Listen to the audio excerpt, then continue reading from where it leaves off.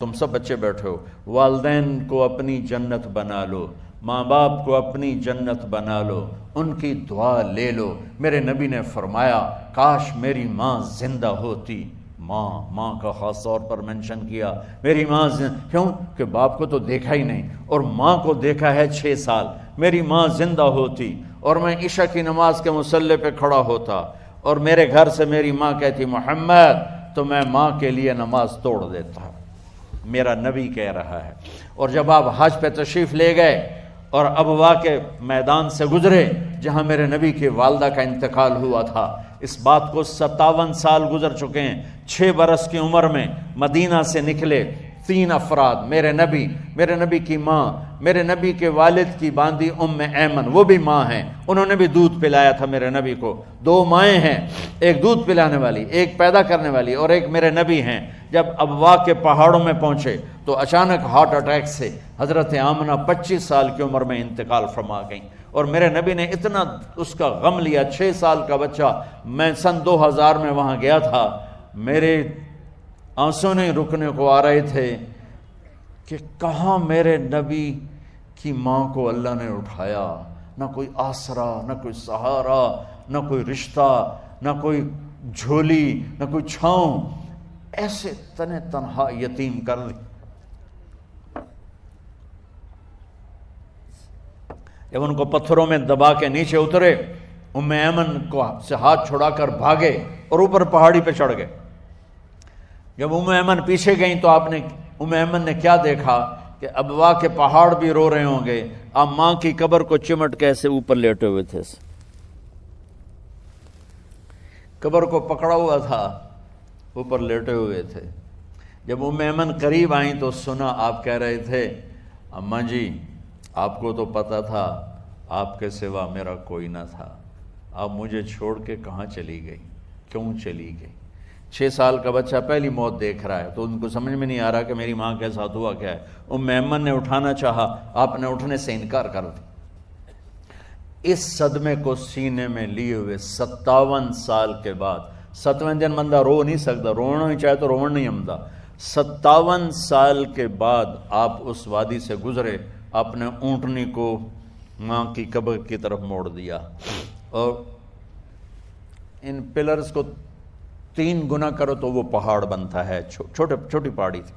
اونٹنی کو نیچے بٹھایا، اوپر پہاڑ پر گئے، اور یہ مجھے دیکھو، یوں آپ نے گھٹنے کھڑے کیے ماں کی قبر کے سرانے، اور یہ ہاتھ یہاں رکھے، اور پھر سر دیا اپنے گھٹنوں میں یوں، پھر رونا شروع کیا۔ اتنا روئے، اپریل کا مہینہ تھا، دھوپ سر پہ پڑ رہی تھی، ہم تو ٹھنڈی دھوپ میں بیٹھے ہیں، شدید دھوپ میں بیٹھے تھے، اور اس کنڈیشن میں یہ بچوں کا سٹائل ہوتا ہے جب لمبا رونا ہو تو وہ یوں بیٹھتے ہیں سر اندر دے کر۔ اتنا روئے کہ آپ کی داڑھی ساری آنسوں سے بھر گئی، سینہ تر ہو گیا، احرام تر ہو گیا، اور کئی گھنٹے بیٹھ کے روتے رہے۔ 2 جہان کے سردار ہو کر تمنا کر رہے ہیں کاش اماں تو زندہ ہوتی، تو مجھے کہتی محمد میں تیرے لیے نماز توڑ دیتا۔ اور میرے نبی نے، یہ بچیاں غور سے سنو، میرے نبی سے پوچھا گیا یا رسول اللہ قیامت کب آئے گی؟ آپ نے فرمایا یہ تو اللہ کو پتہ ہے۔ نے کہا یا رسول اللہ کوئی نشانی بتا دیں، تو آپ نے فرمایا جب بچیاں ماؤں کو ذلیل کریں گی تو قیامت آ جائے۔ جب بیٹیاں ماؤں کے ساتھ بدتمیزی کریں گی اور ماؤں کو ذلیل کریں گی تو قیامت آ جائے گی۔ ایک ماں بیٹی کو میں بھول نہیں سکتا، ماں کے موٹے موٹے آنسو گر رہے تھے، اور بیٹی ماں سے کہہ رہی تھی بھوک نہیں، ہماری اپنی پنجابی زبان بھوک نہیں، اوئے ہوئے ہوئے ہوئے، یہ تو ہم نوکر کو کہتے ہوئے ڈرتے ہیں، وہ ماں سے کہہ رہی تھی بھوک نہیں، یعنی بکواس نہ کر، اور وہ آگے چپ، صرف آنسو اس کے گر رہے تھے ایسے۔ شاید وہ یاد کر رہی تھی کہ 9 مہینے کیسے اس کو میں نے پیٹ میں پالا، جنتے ہوئے کتنی تکلیفوں سے گزری، اور اس کو دودھ پلاتے ہوئے کتنی راتیں میں نے کاٹ کاٹ کے گزاریں، اور اس کے پیشاب دھوتے ہوئے کتنی دفعہ میں سردی میں ٹھٹھری، اور آج جو مجھے کہہ رہی ہے بھوک نہیں۔ اس لیے میرے نبی نے فرمایا جس نے ماں باپ کو دکھ دیا، سنو غور سے بچوں سارے سنو، جس نے ماں باپ کو دکھ دیا اس پہ اللہ کی لعنت، اس پہ فرشتوں کی لعنت، اس پہ زمین آسمان کی لعنت، نہ ان کی نماز قبول ہے، نہ روزہ قبول ہے، نہ صدقہ قبول ہے۔ میرے نبی کی زندگی کا دوسرا روپ حقوق العباد، نماز حقوق اللہ میں آ جاتی ہے، میں حقوق العباد کی تھوڑی سی وضاحت کر رہا ہوں۔ ماں باپ زندہ ہیں تو دعا لے لو۔ والدین سے کہتا ہوں بچوں کو عزت دو، جہاں اولاد ماں باپ کے حقوق ہیں وہاں اولاد کے حقوق ہیں، اولاد کو عزت دو، اولاد کو عزت دو، اولاد کو عزت دو۔ بہت سی اولاد کی نافرمانی کا ذریعہ ماں باپ بن رہے ہیں، سختی کر کے، زبردستی کر کے اور ٹھونس کر چیزیں، نوکروں کی طرح سلوک کر کے۔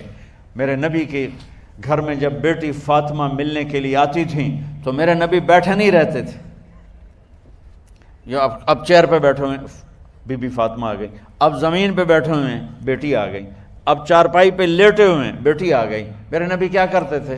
کھڑے ہو جاتے تھے، کھڑے ہو جاتے، ایک دم کھڑے ہو جاتے تھے، اور پھر کھڑے نہیں رہتے تھے، تیزی سے آگے بڑھتے تھے اور حضرت فاطمہ کا ہاتھ پکڑ لیتے تھے۔ یہ والدین غور سے سنو، حضرت فاطمہ کا ہاتھ پکڑ لیتے تھے اور ہاتھ پکڑ کے مجھے دیکھو یوں بوسہ لیتے تھے، بیٹی کا بوسہ لیتے تھے، پھر ہاتھ چھوڑتے نہیں تھے، ہاتھ پکڑے پکڑے لاتے لاتے لاتے ان کو چارپائی پر پہلے بٹھاتے تھے پھر خود بیٹھتے تھے۔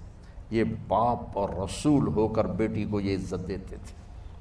پھر وہ جنت کی عورتوں کی سردار بنی، پھر وہ جنت کے سرداروں کی ماں بنی، پھر وہ اللہ کے شیر کی زوجہ بنی۔ تو والدین سے کہتا ہوں کہ اپنے بچوں کو عزت دو، عزت دو، عزت دو، عزت دو۔ پھر آپ سے زندگی کے بڑے فیصلے ہیں شادی۔ اب لوگ اکٹھے پڑھتے ہو لڑکے لڑکیاں، اپنی شادی کے فیصلے خود نہ کرو، اپنے ماں باپ کے حوالے کرو۔ اس میں شرافت بھی ہے، اس میں برکت بھی ہے، اس میں رحمت بھی ہے، اور اس میں والدین کی دعائیں بھی ہیں۔ کورٹ میرج کو ہوا نہ دو۔ Boyfriend girlfriend culture ہمارا نہیں ہے۔ میرے نبی کے طریقے میں مرد اور عورت کا صرف نکاح سے تعلق ہے، اس کے علاوہ سب جہنم کی آگ ہے۔ اور والدین سے کہتا ہوں کہ اپنے بچوں سے پوچھ کے رشتے کرو، زبردستی مت کرو۔ میرا معاشرہ بہت سنگین قسم کے جرم کا شکار ہے، بچوں پہ مسلط کر دیتے ہیں، ایتھے ہی کرنی ہے، جٹائیں چی کرنی ہے، بٹائیں چی کرنی ہے، پتہ نہیں آئے کتوں جٹ بٹ۔ چلو تم ناراض نہ ہو، راجپوتائیں چی کرنی، میں راجپوت ہوں، میں اپنی قوم کو بھی رگڑ دیتا ہوں، راجپوتائیں چی کرنی، اگاں کرنی ہی کوئی نہیں۔ یہ ظلم و ستم اولاد پہ مت کرو، اپنی بچی سے پوچھو، اگر بیٹی ہاں کرے تو پھر قدم اٹھاؤ، اگر بیٹی کہہ دے میں نہیں کرنا چاہتی تو وہ نافرمان نہیں ہے۔ اللہ کے واسطے میری سنو، صرف تم نہیں سن رہے ہو، اس کیمرے سے لاکھوں کروڑوں لوگ سن رہے ہیں۔ اگر بیٹا یوں کہہ دے کہ ابا میں نے یہاں شادی نہیں کرنی، میرا جی نہیں چاہتا ہے، تو وہ بیٹا نافرمان نہیں ہے، فرما بردار ہے، اس نے شریعت کا حق استعمال کیا ہے۔ اب ایسا ظلم مت کرو کہ نہیں اتھے ہی کرنی ہے، اتھے گھروں نکل جا۔ زندگی تم نے تو نہیں گزارنی، زندگی تو بچے نے گزارنی۔ میں قربان جاؤں، ایک حدیث سنو پہلے پھر اگلی بات سناتا ہوں۔ ما تزوجت وما زوجت الا بوحی من السماء نزل به جبریل۔ لوگو سنو، میں نے جہاں شادی کی، میں نے جہاں بیٹی کی شادی کی، پہلے آسمان سے جبریل فرشتہ اللہ کا حکم لے کر آیا، پھر میں نے قدم اٹھایا۔ سمجھ گئے میری یہ بات سمجھ گئے سارے؟ اب اگلی سنو۔ حضرت علی فاطمہ کا رشتہ لینے آ گئے اور جبریل ان سے پہلے آ گئے کہ یا رسول اللہ فاطمہ علی کے لیے ہے۔ باپ محمد مصطفیٰ جیسا ہے، رشتہ مانگنے والا علی جیسا ہے، اور بیٹی فاطمہ جیسی ہے۔ اور آپ پوچھتے ہیں علی کیسے آئے؟ وہ شرم کی وجہ سے کچھ کہہ نہ سکے، چپ۔ آپ کو تو پتا تھا، آپ نے فرمایا فاطمہ کے رشتے کے لیے آئے ہو؟ کہا جی۔ تو جبریل تنال بیٹھا ہے کہ یا رسول اللہ اتھے ہی کرنا ہے۔ آپ نے ہاں نہیں کی، آپ نے کہا انشاءاللہ، اور یہ کہہ کر اٹھ گئے۔ انشاءاللہ نبی کا ہاں ہی ہوتا ہے، لیکن جبریل کے آنے کے باوجود اور اللہ کے کہنے کے باوجود میرے نبی کو بھی پتہ ہے کہ یہ رشتہ یہاں کاتب تقدیر نے لکھ دیا ہے، لیکن امت کو سبق سکھانے کے لیے آپ گھر تشریف لے گئے۔ بیٹی فاطمہ کہ جی یا رسول اللہ، کہا علی کا رشتہ آیا ہے، میں ہاں کر دوں؟ سبحان اللہ۔ میں اپنے دیہاتی بچیوں پہ مجھے رونا آ گیا کہ جنہیں پتہ ہی نہیں ہوتا سانو کہیں دے نال بندے پہ جانور ہے یا انسان ہے۔ علی جیسا داماد، چلو علی کو چھوڑو، فاطمہ کو چھوڑو، جبریل آیا بیٹھا ہے، جبریل آیا بیٹھا ہے۔ اس کے بعد فاطمہ سے پوچھنے کی کیا بات ہے؟ جبریل آ کر کہہ رہا یا رسول اللہ، اللہ کہہ رہا ہے فاطمہ علی کے لیے ہے اور علی فاطمہ کے لیے ہے، اور پھر آپ کہتے ہیں بیٹی فاطمہ ہاں کر دو۔ ہماری تو آج کی بیٹیاں انکار نہیں کرتی، چپ کر کے گاں ماش طرح بن چھڑ دین کلے نال۔